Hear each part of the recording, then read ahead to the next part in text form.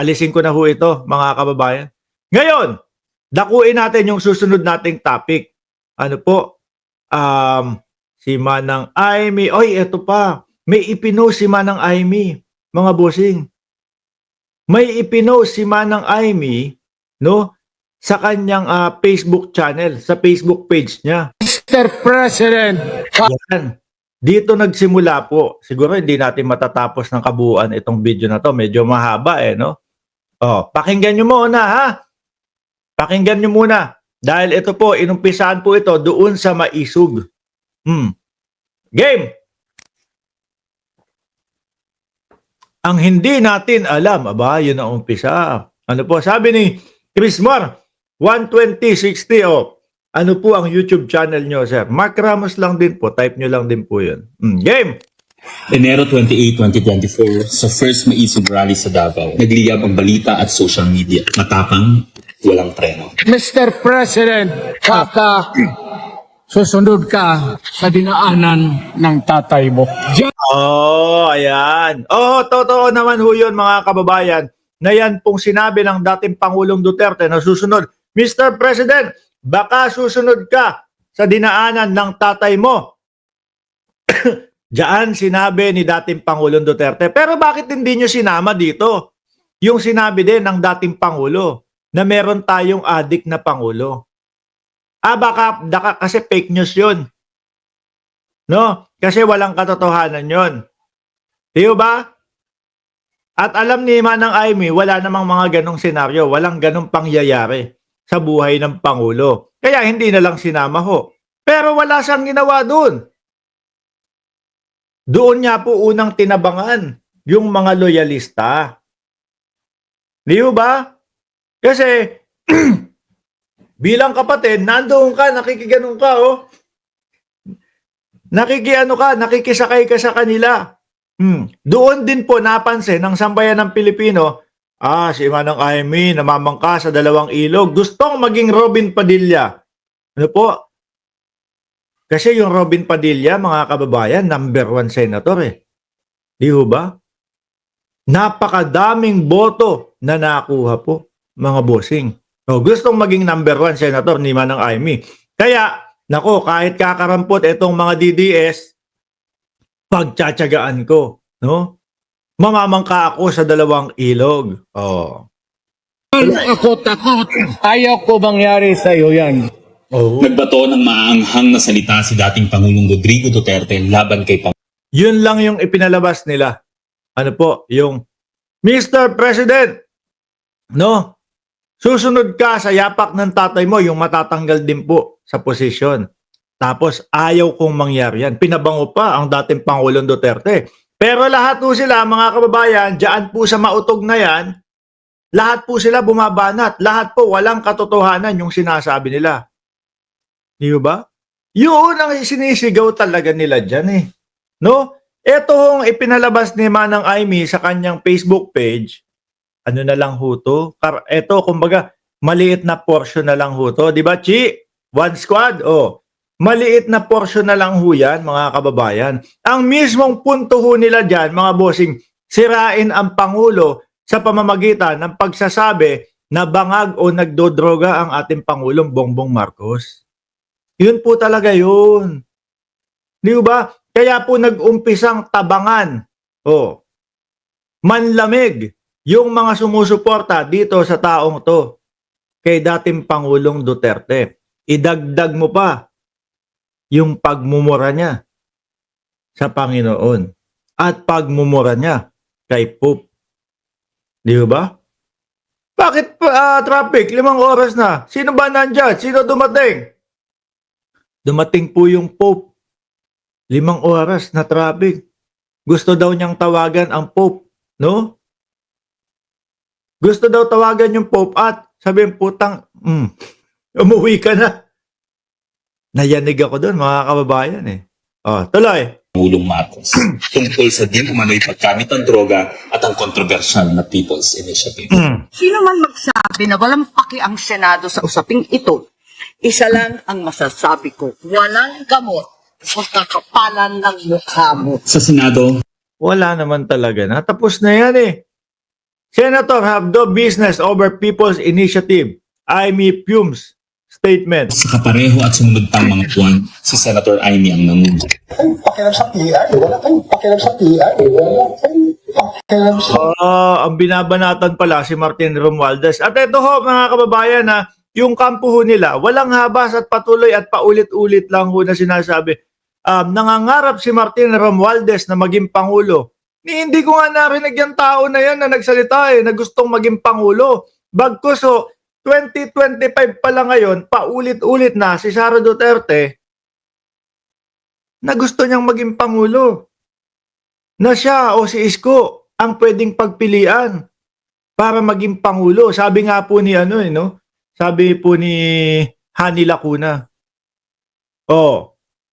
Nung una, tumakbong mayor. Tapos 2022, iniwan tayo. Ngayon, babalik daw ulit. No? Babalik daw ulit si Isko Moreno.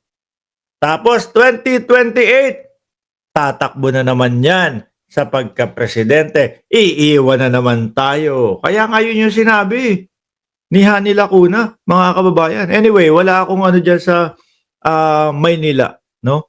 Although dyan po tayo isinilang, dyan po tayo lumaki, mga kababayan, Tondo, Maynila, pero hayaan po natin sila dyan. Tuloy. Siya ang unang nagtawag ng pansin. Siya ang unang nagtanong, para kanino ba talaga ang TI na yan? Marso 2024, sa kabila ng bangayan sa harap ng sambayanan, narinig natin si Pangulong Marcos.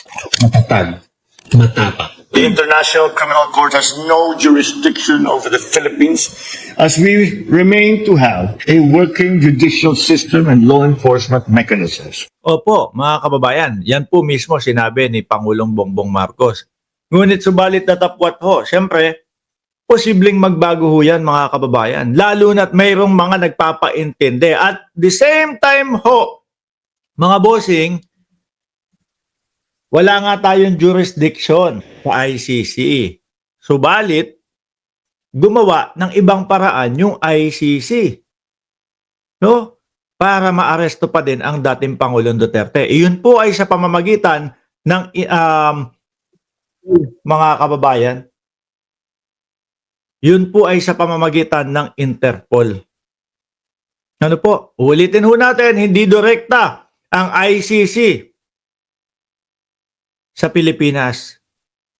Nakipag-ugnayan po sa Interpol at ang Interpol nakipag-ugnayan sa PNP, mga bossing.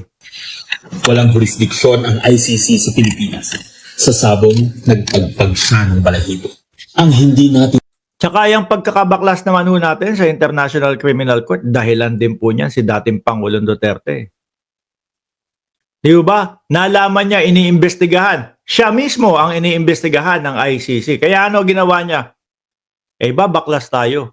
Hindi tayo makikipag-ugnayan na dyan sa ICC. Kung ikaw, wala kang tinatago. Kung ikaw, alam mo sa puso mo na wala kang ginagawang masama. O di sige, di mag-imbestiga kayo. Walang problema dyan. Kaya lang nung nalaman niya na iniimbestigahan na siya, ayun, kinabahan, natakot, naduwag. O ano pa ba? Na-weak. O yan. Na-weak. Di ba? Kaya biglang, kakalas na tayo sa ICC. Kung ako ang nasa sitwasyon ng dating Pangulong Duterte, mga kababayan, ako iniimbestigahan at alam ko sa sarili ko na tama lang yung aking ginagawa, wala akong nilalabag na karapatang pantao, sige lang, no? Okay lang, imbestigahan nyo ako. Ganun lang. Kaso, natakot, naduwag, kinabahan. Kaya ang unang naging hakbang ay ang pagkalas sa ICC. Yun naman yan alam. Paghupa ng alikabok ay nagsimula ng ilatag ang plano para muling sumaki sa ICC. Kaya pagtungtong ng Mayo, tahimik ngunit mabilis ang galaw. Ito din pala mga kababayan, itong pinost ni Senator Amy Marcos, tungkol din ho pala to sa pag-aresto. Diyos ko, wala na kayong magagawa dyan. No?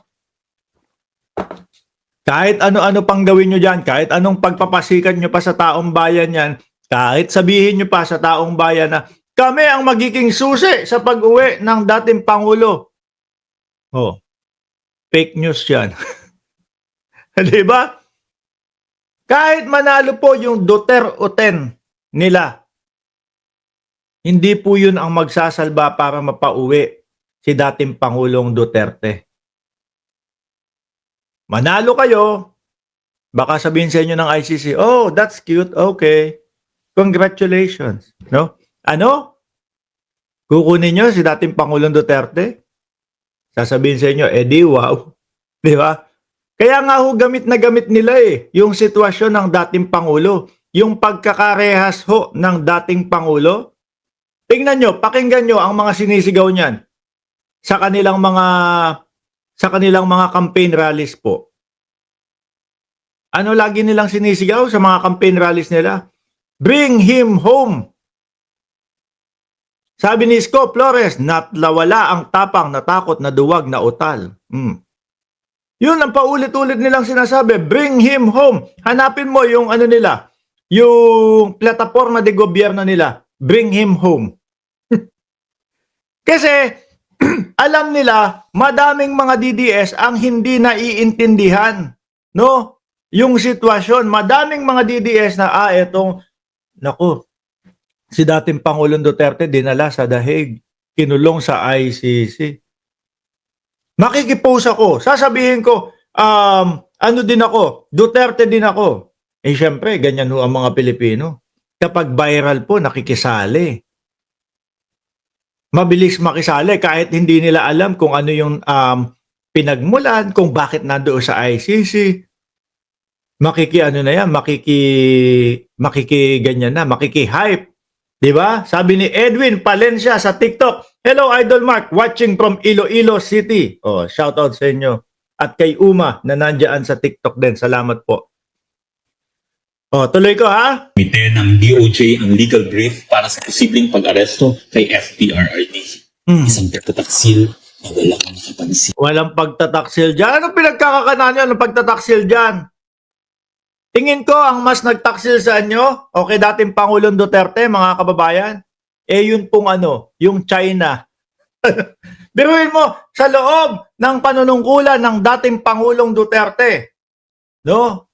Simula hanggang matapos, dikit na dikit sa China no? Pabor na pabor sa China, lahat po ng desisyon na ginagawa ng dating Pangulong Duterte.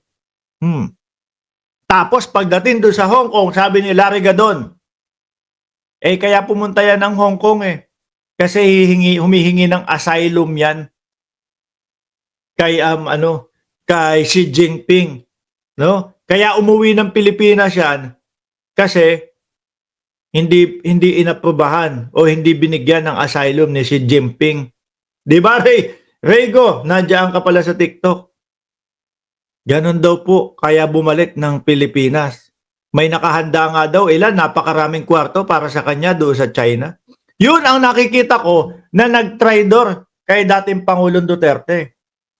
Biruin mo, sa loob ng aking panunungkulan o sa loob ng kanyang panunungkulan, kapit tuko siya sa China Tapos, nung eto na, kailangan niya na, siya na ang nangangailangan, wala. Hindi pinagbigyan. May mga nagsasabi, mga DDS, tingnan mo nga hindi nga, wala nga form o walang pinilapan si dating Pangulong Duterte na asylum sa China. Di ba, Marijo at Yogox? Shout out sa inyo. Wala daw pinirmahan na asylum o wala daw pinilapan na asylum form si dating Pangulong Duterte doon sa China. Paano magkakaroon ng fill-up, ng pagpipill up ng application? Hindi nga umabot sa China, hanggang Hong Kong lang. Hanggang Hong Kong lang. Di ba? At ito, sinasabi nyo, traidor si Pangulong Bongbong Marcos, traidor ang gobyerno ng Pilipinas. Di ba simulat sa pool pa lang, ito pong sila, mga DDS, yung mga samahan po nila, mga PDP, lahat sila, panay po ang banat kay Pangulong Bongbong Marcos. Panay po